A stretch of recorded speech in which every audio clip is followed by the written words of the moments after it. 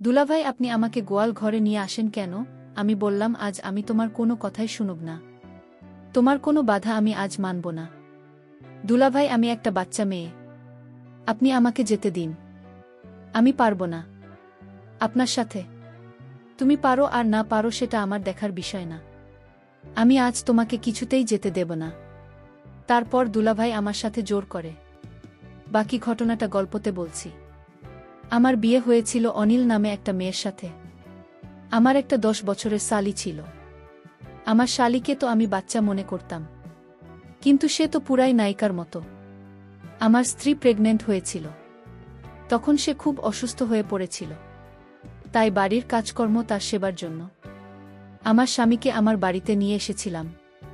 কারণ আমার বউ যখন চিকিৎসার জন্য হসপিটালে গিয়েছিল আর আমি অফিস থেকে যখন বাড়িতে এলাম, তখন আমার স্বামী আমাকে বলল, দুলাভাই আসুন আমরা গোয়াল ঘরে যাই।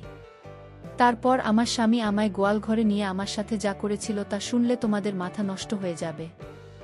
আমার বর্ণিলা খুবই ছোট্ট মেয়ে, আর আমার এরকম মেয়ে পছন্দ। কিন্তু সমস্যা সেই সময় ছিল যখন অনিলা প্রেগন্যান্ট হয়। ডাক্তার তাকে বিদেশ নেওয়ার জন্য বলে, কেননা ওর ভিতরে ভিতরে খুব দুর্বল ছিল।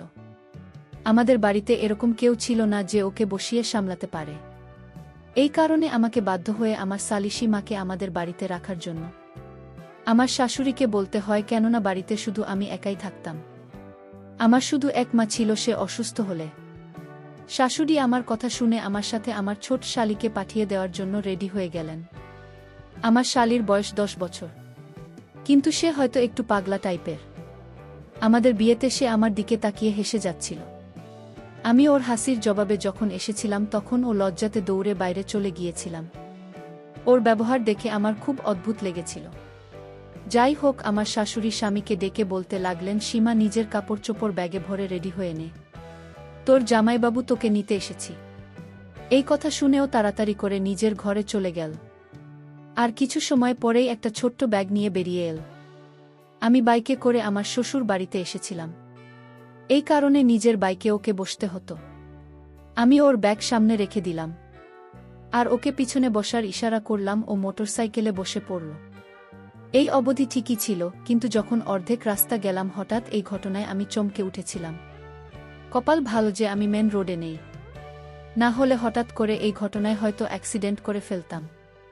আমি তাড়াতাড়ি করে মোটরসাইকেল সাইডে দাঁড় করিয়ে ওকে বললাম, এটা তুমি কি করছো? কারণ আমার সালিশি মা মোটরসাইকেলে বসে আমার সাথে দুষ্টুমি করছিল। তাই তোমার যদি মোটরসাইকেলে ভয় লাগে, তাহলে তোমার যদি ধরতে হয়, তাহলে তুমি আমার কাঁধের উপর হাত রাখবে।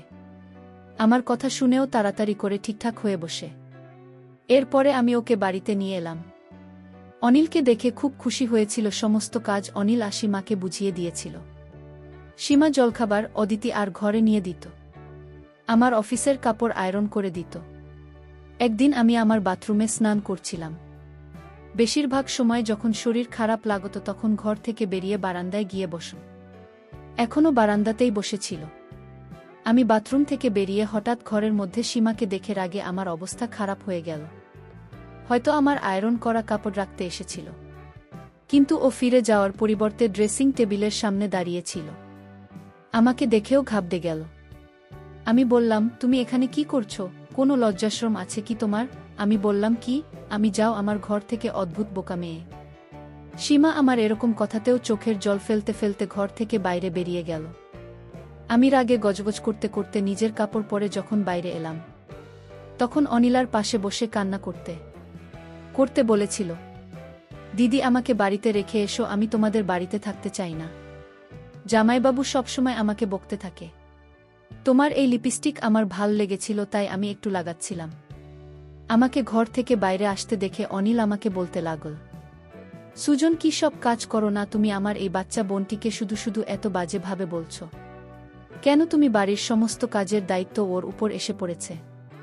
বিয়ের আগে কোনোদিন আমি ওকে দিয়ে কোনো কাজই করতাম না, কিন্তু এখনও আমার অসুবিধার কারণে এখানে এসেছে। তাই তোমার নিজের ব্যবহারের সাথে ভালো রাখা উচিত, কিন্তু তার পরিবর্তে তুমি সব সময় ওকে বকতে থাক। আমি অনিল আর কথার কোনো জবাব দিলাম না, বরং বোকা দেখে অবাক চোখে ওর দিকে তাকিয়ে রইলাম। ওর বোঝা উচিত ছিল যে কোনো সময় ওর বোনের কোথায় থাকা উচিত। আর কোথায় থাকা উচিত না। আমি জলখাবার না খেয়ে অফিসে চলে গেলাম। আমার হৃদয় থেকে বিরক্তি অনুভব হতো, কেননা ওর কাণ্ডকারখানা কিছুটা সেরকমই ছিল। একবার আমি ক্লান্ত হয়ে অফিস থেকে তাড়াতাড়ি বাড়িতে এসে দেখলাম সীমা ঘরের দরজা বন্ধ। আমার মনে হলো হয়তো নিজের ঘরে আছে। আমি নিজের ঘরে ঢুকে দেখলাম অনিলা চাদর দিয়ে মুখ থেকে ঘুমিয়ে আছে। যখন থেকে অনিলা প্রেগন্যান্ট হয়েছে তখন থেকেই আমাকে কাছে আসতে দিত না। বলতো ডাক্তার সাবধানে থাকতে বলেছে। যদি ওকে দেখে আমার হৃদয়ে অন্য কিছু করার ইচ্ছে হতো। তাই আমি দরজা লক করে অফিসের ব্যাগ এক সাইডে রাখলাম আর বিছানায় উঠে সীমার পাশে গিয়ে শুয়ে পড়লাম। তখন সে বলল, দুলাভাই আপনি আমার রুমে কেন? আপনি এখানে কেন আসলেন? আপনার সাথে আমার আর কোনো কথা নেই। আমি বললাম, তুমি এমন করছো কেন? তুমি আমার সাথে কেন রাগ করছো? তখন সীমা বলল, দুলাভাই আপনি আমার সাথে শুধু ব্যবহার খারাপ করেন। আমি বললাম, ঠিক আছে, আমি তোমাকে আর কখনো বকা দিব না। তখন সীমা বলল, তাহলে দুলাভাই আমার একটা কথা রাখবে। আমি বললাম, কি কথা? সীমা বলল, দুলাভাই আপনাদের গোয়ালঘরে কি থাকে? আমি বললাম, গোয়ালঘরে তো শুধু গরু থাকে। আমার শালি তখন বলল, তাহলে দুলাভাই ওই গোয়ালঘরে আমার একটা কাজ আছে আপনারে নিয়ে। আমি বাচ্চা মেয়ের কথা শুনে অবাক হলাম। বলে, কি গোয়ালঘরে কেন? সীমা বলল, গেলেই বুঝতে পারবেন। এর কিছুদিন পর আমি অফিস থেকে ফিরে এসে দেখলাম আমার স্ত্রী কোথায় জানি গিয়েছিল। আমি বললাম, তুমি কোথায় গিয়েছিলে? ও বলল, আমার পেটে খুব অস্বস্তি হচ্ছিল। এই কারণে পাশের বাড়ির মাসিমাকে নিয়ে ডাক্তারের কাছে গিয়েছিলাম। তাদের গাড়ি আছে, তাই তাকে নিয়ে ডাক্তারের কাছে চেক আপ করিয়ে এখনই ফিরলাম। আমি বললাম, ডাক্তার কি বলল? ডাক্তার বলেছে এই সময় রকম একটু হতে পারে। তার তিনি কিছু ওষুধ লিখে দিয়েছেন। দিন দিন ওকে খুব দুর্বল মনে হচ্ছিল। আমি অনিলকে বললাম, তুমি আরাম করো, আমি এখনই আসছি। আমি নিজের কাপড় বদলে ঘর থেকে বাইরে বেরিয়ে এলাম। সীমা সেই সময় রান্না বান্না করতে ব্যস্ত ছিল। আমি ওর কাছে এসে দাঁড়িয়ে পড়লাম। আমাকে দেখে ওর মুখের রং বদলে গেল। আমি নিজের মাথা নিচু করে নিলাম, কেননা তার কথা আমি রাখিনি। সে বলেছিল গোয়াল ঘরে যেতে। আমার মনে মনে জানতে ইচ্ছা করছে, সেই গোয়াল ঘরে কেন যেতে চায় একটা বাচ্চা মেয়ে? যাই হোক, আমি চাইতাম না এই কথাটা অনিলা অবধি পৌঁছাতে। তাই ওকে বললাম, তুমি যে গোয়াল ঘরে যেতে চাও, বোনকে কোনো সময় বলবে না। আমার গলার স্বর কিছুটা কঠিন হয়ে গেল। আরও চুপ থাক। তারপরে আমার অনুভব হলো যে এই কথাটা আমার কিছুটা নরম স্বরে বলা উচিত। তাই আমি বললাম, দেখো, তুমি গোয়াল ঘরে যেতে চাও কেন? কিছু হয়েছে, সেটা শুধু ভুল বোঝাবুঝির কারণে হয়েছে। একে তো তোমার আমার কথা শোনা উচিত হয়নি। একদিন রাতে দুলাভাই ভুল করে আমার রুমে চলে আসে। আর আমি তো একটা বাচ্চা মেয়ে। আমি চাদর মুখে দিয়ে শুয়ে রইলাম। দুলাভাই আমার বোনের ঘর মনে করে আমার ঘরে চলে আসছে। কিন্তু আমি তো জানতাম সে একটা বাচ্চা মেয়ে, কিন্তু আমার সাথে যে কার্যকলাপ তা ঘটল সেটা দেখে আমার হুঁশ হয়ে গেল। সীমা বিভোর ঘুমে ছিল। আর ঘুমের ঘরে তার বোনের সাথে রাতে যা আমি করতাম, সেটা আমি আজ সীমার ঘরে সীমার ঘুমের মধ্যে করে ফেলেছি। যখন সকাল হলো, সীমা সব বুঝতে পেরেছিল। আমার মনে হয়েছিল যে তুমি অনিলা, কিন্তু তারপরেও যা কিছু হয়েছে তার জন্য আমি তোমার কাছে ক্ষমা চাইছি। কিন্তু প্লিজ এই কথাটা অনিলকে বলো না। আমার নরম স্বরে কথা শুনেও বলতে লাগল, আমাকে অনিলা দিদি বলেছিল যে আমি জানি তার ঘরে থাকি। আমি বললাম, যাই হোক, যা কিছু হয়ে গেছে সেটা ভুলে যাও। সঙ্গে সঙ্গে আমার কথা মেনে নিল। আর আমিও নিশ্চিত হলাম। সময় এভাবেই কাটতে লাগল। কিন্তু সীমার একটা আবদার আছে, সেটা হলো সে আমাকে কিছুদিন যাবৎ বলতেছিল তার সাথে আমি গোয়াল ঘরে যেতে। কিন্তু কে যে গোয়াল ঘরে যেতে চায়? আর আমিও ঠিক সময় পাচ্ছি না। কোনো সময় যাব। সে আমাকে বলেছিল এদিনের রাতের ঘটনা তার দিদিকে বলবে না, যদি আমি তার সাথে গোয়াল ঘরে যাই। এসব ভাবতে ভাবতে এদিকে আমার স্ত্রীর অবস্থা আবার ঠিক বলে মনে হচ্ছিল না। সময় যত কাটতে লাগল, শ্বাস নিতেও তো কষ্ট হতে লাগল। ওর শরীরে রক্তের খুব অভাব ছিল।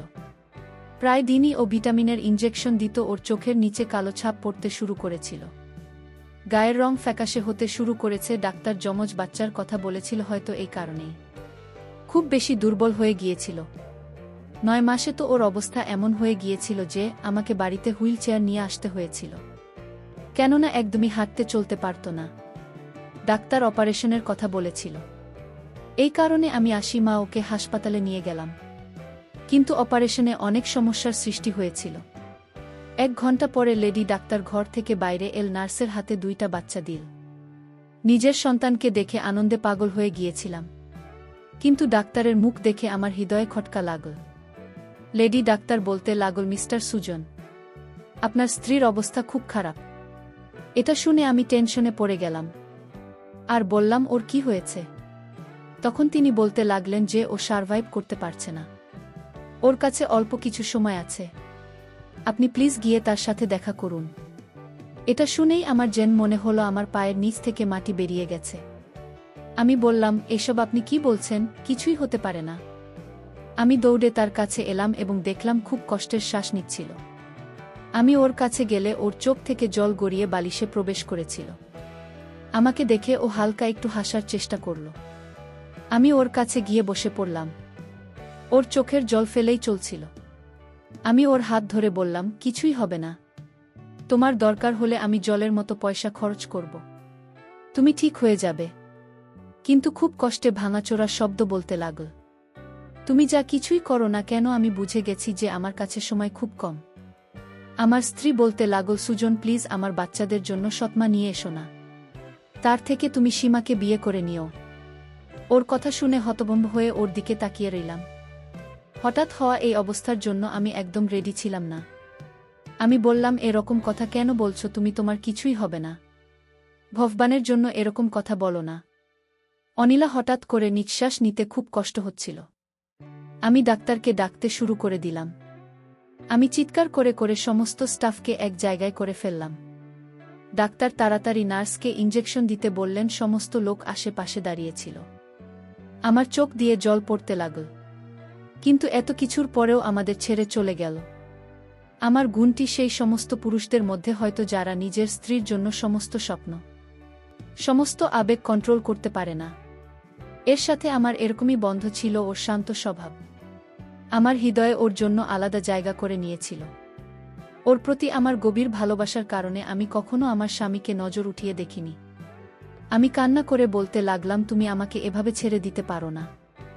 সবাই তো আমরা জীবন শুরু করেছিলাম, আমরা একসাথে জীবন কাটাতে চাইতাম, কিন্তু আমাকে ছেড়ে চলে গিয়েছিল। ডাক্তার আমাকে বললেন, আপনি একটু শান্ত হন। এখনো অবধি সীমায় কথা জানত না যে অনিল আমাদেরকে ছেড়ে চলে গেছে। যখন আমি ঘর থেকে বাইরে এলাম তখনও বলতে লাগল, দিদির শরীর কেমন আছে জামাইবাবু? আমার চোখ থেকে জল ঝরছিল। আমি নিজের বাচ্চাকে ওর থেকে নিয়ে ওকে বললাম, সে আমাদেরকে ছেড়ে চলে গেছে, আর কখনো ফিরে আসবে না। এটা শোনার সাথে সাথে সীমা কান্না করতে করতে বলা, আপনি মিথ্যা কথা বলছেন। আমি আমার শাশুড়িকে ফোন করলাম, একটা ভূমিকম্প যাতে আমাদের উপরে পাহাড় ভেঙে পড়েছে। আমার শাশুড়ি কান্না করতে করতে অবস্থা খারাপ করে নিয়েছিল। 3 দিন সীমা আর আমার শাশুড়ি আমার বাড়িতে থাকল। তারপরে আমার শাশুড়ি বলতে লাগলেন, আমি বাচ্চাদেরকে আমাদের বাড়িতে নিয়ে যাই, এখানে ওদের দেখার মতো কেউ নেই। আমি সেই সময় না করলাম না। আমি অনিল আর চিন্তায় ছিলাম যে এখনো হাসতে হাসতে বাইরে বের হয়ে বলবে, সুজন তুমি কেন উদাস হয়ে আছো? আমি এখানে তোমার কাছে আছি। 1 মাস পার হয়ে গিয়েছিল। আমি আমার অফিস জয়েন করে নিয়েছি। আমার তখন অনিলের কথা মনে পড়ছিল, কারণ অনিলা বলে গিয়েছিল আমি যেন তার ছোট বোনকে বিয়ে করি। আমি যদি তার কথা না রাখি তাহলে তার আত্মা কষ্ট পাবে। আর তাই আমার সালিশি মাকে বললাম, আমি জানি তুমি কেন গোয়াল ঘরে যেতে চাইতে, তোমার আর গোয়াল ঘরে যেতে হবে না। আজ আমরা এই ঘরেই থাকব, যেভাবে তোমার বোন আমার হয়ে থেকেছিল। সীমা ও তার বোনের কথা ভেবে আমার সাথে রহিয়া গেল। প্রিয় বন্ধুরা, গল্পটি ভালো লাগলে অবশ্যই কমেন্ট করে জানাবেন। আর নিয়মিত এমন আলাদা স্বাদের গল্প শুনতে ভিডিওটিতে লাইক এবং চ্যানেলটিকে সাবস্ক্রাইব করে সাথেই থাকুন। আর হ্যাঁ, নোটিফিকেশন বেলটি অল করে রাখবেন, যাতে পরবর্তী গল্প সবার প্রথমে আপনাদের কাছে পৌঁছে যায়। ধন্যবাদ বন্ধুরা, ধন্যবাদ সবাইকে।